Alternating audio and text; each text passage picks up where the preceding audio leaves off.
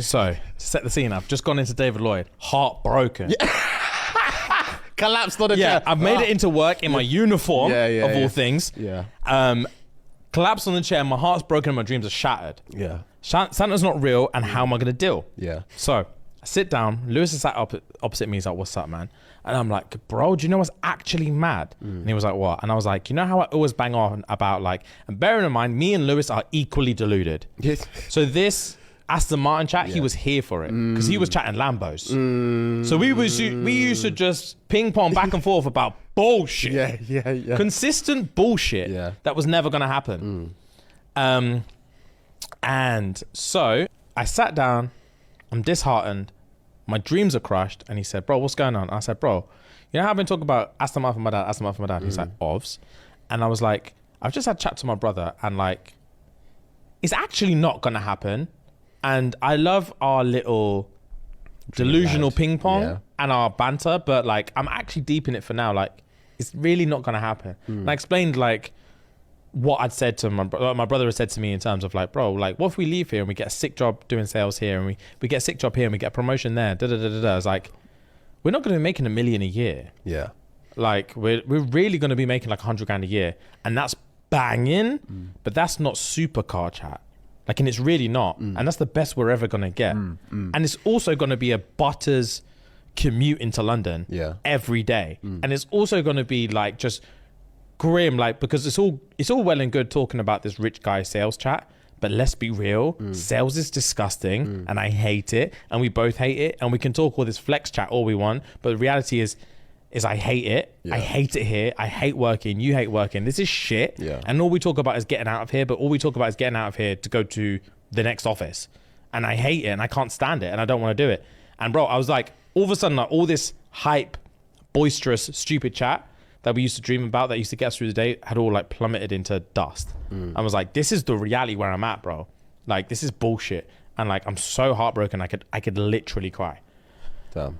Bro, it was, honestly, at that time, it was the darkest day of my life. And it sounds stupid for something as petty as not buying your dad a supercar to be the darkest day of your life. But I was honestly like, I'm so certain I was going to be rich, and now I'm only realizing that it's impossible for me. And 100 grand for a lot of people is rich. Like, we did the stats that time, like, what, it's 103 grand or whatever. It's like top 1%. Yeah. It's like, I can be in the top 1% and I'm still not going to be able to get dad that car. And that's never going to happen for me. And I was like, now I'm just going to have to reassess my life goals. Like, what the fuck am I even doing? If I'm not going to be doing that, then why would I even go to London? Why would I even do this sales job? I might as well just be a fucking PT forever. I might as well just do something that's like doable, entertainable. Like, why would I even bother chasing money if I can't use money to get what I want? Like, what's the point, bro? The whole thing was the whole shift was me spiraling down. Yeah. And then man was like, do you know who's got it good? And I was like, who's got it good? And he was like, bro, YouTubers.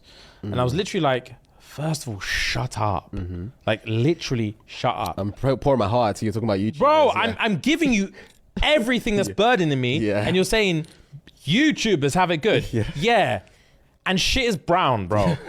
Sky is blue. Like, why are you chatting rubbish to me? And he was like, nah, bro. He was like, to be fair, like, I understand where you're coming from. Like, I've wanted to be a YouTuber since I was like 9 years old. And like, I used to make a YouTube account, stream like Minecraft, or stream like... This is Lewis saying Lewis. This. Okay. He was like, I used to make a YouTube account. I'd stream like, not stream, but like he would, back in the day, they would do like cuts, like screen record.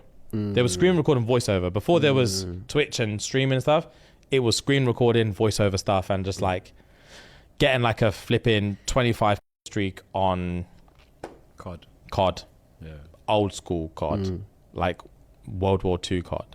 Yeah. And then like he was like, I used to do that, and I would do it, and like the videos would actually get numbers. Yeah. And he brought up his old YouTube account, and it had like 200 views on this one, 300 views in that one, and I was like, bro, that's actually kind of decent. Like, that's actually 200 people. Yeah. And he was like, yeah, and I just quit, and I just never did it, and I just never went back, and it's all I've ever wanted to do, and I've been too scared to do it. And I was like, oh, like, that's dark. And he was like, bro, and I obsess about YouTube every day, and I see like the lives these YouTubers live, and I watch their vlogs, and I see them buying apartments in LA. And he showed me this one guy, and he was like, bro, this guy has an apartment in LA, and it was like a vlog tour of his apartment in LA. He was like, he lives in London. He just bought this like £1 million apartment in LA. He doesn't even live there. And I was like, what the fuck?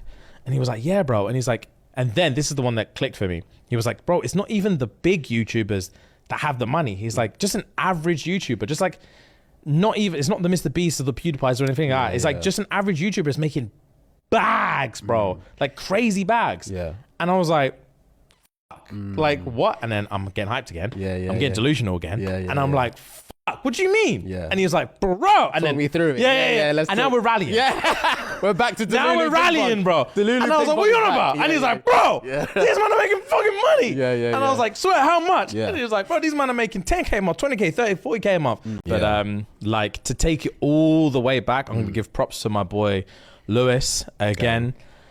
This dream for me personally literally started like 5 years ago, 6 years ago. Okay.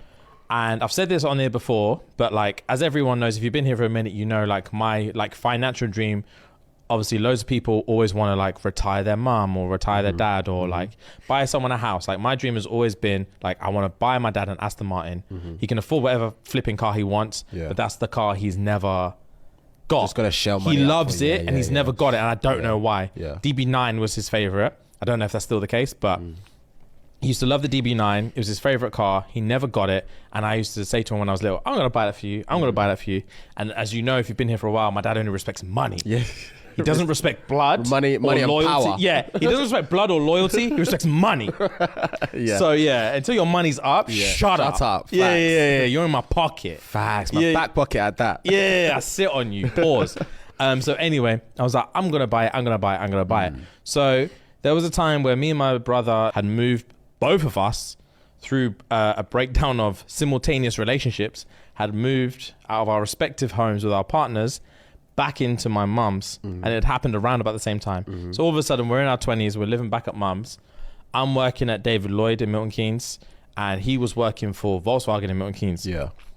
So because we're broke boys, as broke boys do, we would carpool. So we're carpool and we're driving, and we'd take it in turns as to who drives, and we'd drive into Milton Keynes together from Northampton every day, and we'll just talk and talk and talk. And one thing I love about my brother is logical as hell. My brother's the most logical person in the world. He doesn't entertain fantasies. And I'm Mr. Fantasy. I'm only about the fantasy. So I used to say, bro, I'm going to be so rich. And he's like, yeah, shut up.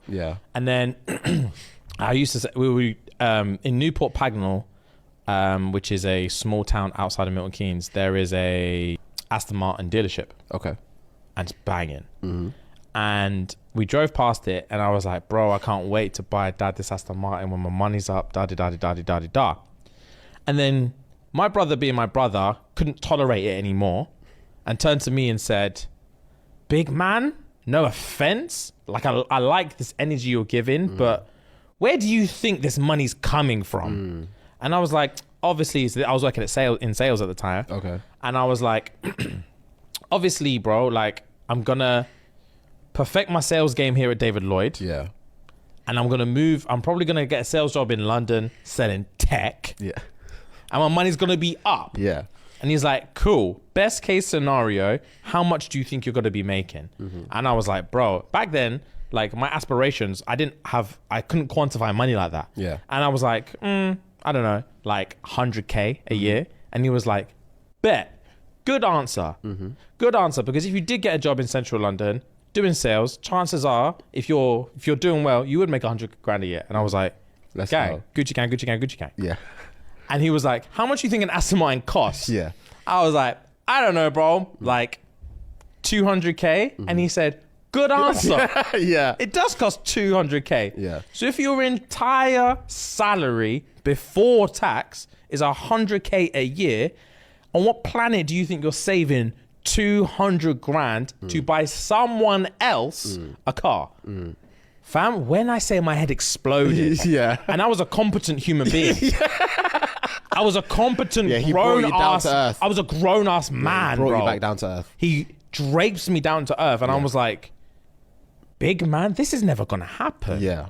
Like this thing that I've been talking about since I was 5. I'm now 25 and I'm realizing this is never, ever, ever going to happen.